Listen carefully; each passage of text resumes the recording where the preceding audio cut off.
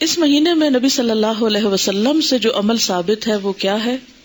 روزوں کی کثرت.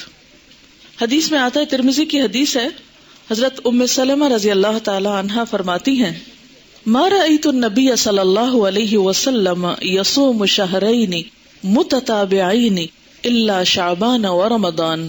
میں نے رسول اللہ صلی اللہ علیہ وسلم کو 2 مہینے پے در پے یعنی مسلسل روزے رکھتے ہوئے نہیں دیکھا سوائے شعبان اور رمضان کے. یعنی اس میں آپ کیا کرتے تھے؟ کنٹینیوسلی روزہ رکھتے تھے. حضرت اسامہ بن زید بیان کرتے ہیں، میں نے عرض کیا، اے اللہ کے رسول صلی اللہ علیہ وسلم، میں آپ کو کسی مہینے میں سوائے رمضان کے اتنے روزے رکھتے ہوئے نہیں دیکھتا جس قدر روزے آپ شعبان میں رکھتے ہیں. آپ نے فرمایا کہ لوگ اس رجب اور رمضان کے درمیان والے مہینے کی فضیلت سے غافل ہیں. لوگ رجب اور رمضان کے بیچ والے مہینے کی فضیلت سے غافل ہیں. وہ اس مہینے کی پرواہ نہیں کرتے، قدر نہیں کرتے، حالانکہ اس مہینے میں لوگوں کے اعمال اللہ کے سامنے پیش کیے جاتے ہیں. اور میری چاہت یہ ہے کہ میرے اعمال اللہ تعالیٰ کے سامنے روزہ داری کی حالت میں پیش ہوں. یعنی جب اللہ تعالیٰ کے سامنے پیش ہوں تو میں روزے کی حالت میں ہوں. اس حدیث کو سن کر آپ کو کیا احساس ہوا ہے، کیا خیال آیا ہے؟ دیکھو گا نا کہ جیسے کوئی شخص غلط کام کر لیتا ہے پھر کسی کے سامنے پیش کیا جاتا ہے.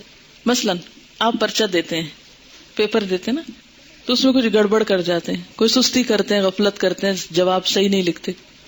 پھر ٹیچر کے سامنے آپ کا پیپر آتا ہے، وہ کریکشن کرتی ہیں. پھر بعض اوقات آپ کو ہی بلا لیتی ہیں اور آپ کو پوچھتی ہیں یہ آپ نے کیا، کیا ہو گیا تھا آپ کو؟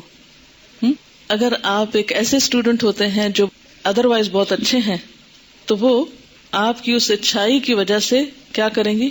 اس غلطی کو اگنور کر دیں گی. اسی طرح اگر آپ روزے سے ہیں اور آپ کا اعمال نامہ اس وقت یعنی سال بھر کا پیش ہو رہا ہے کہ اس سال میں ان صاحبہ نے یہ اور یہ نیکیاں کمائی ہیں، یہ اور یہ کارنامے کیے ہیں، یا یہ اور یہ بلنڈر کیے ہیں، وہ سب کچھ سامنے جائے گا. آپ دیکھیں کہ بعض اوقات غلط کاموں کو دیکھ کر، نافرمانیوں کو دیکھ کر آپ سوچ سکتے ہیں اللہ تعالیٰ کا غصہ کتنا بھڑکتا ہوگا. اگر کوئی آپ کی بات نہ مانے تو آپ کو کیسا لگتا ہے؟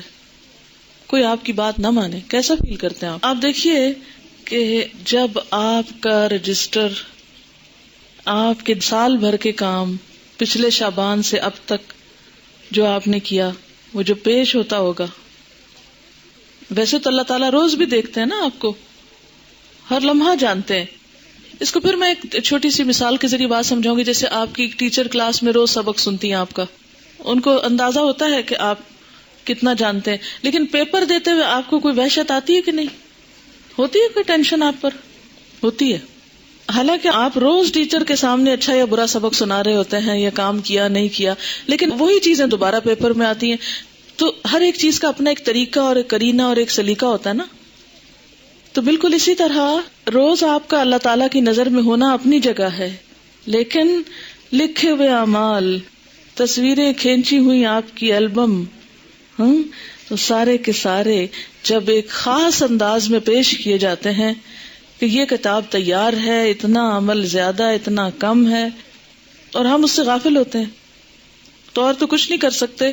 ایٹ لیسٹ اس مہینے میں حسب توفیق نیکی کے کام کریں تاکہ اعمال نامہ جب پیش ہو تو اللہ تعالی ہماری غلطیوں سے درگزر فرمائے.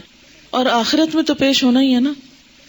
یومئذ تعرضون لا تخفی منکم خافیہ، اس دن تم پیش کیے جاؤ گے، تمہاری کوئی چھپی ہوئی بات بھی چھپی نہ رہے گی. جو آج دنیا میں چھپا ہوا ہے نا وہ وہاں چھپا نہیں رہے گا. اور نبی صلی اللہ علیہ وسلم اپنے اعمال نامے کے پیش کرنے کے لیے کیا پسند کرتے تھے؟ کہ اس حال میں ہو کہ میں روزے میں ہوں. جی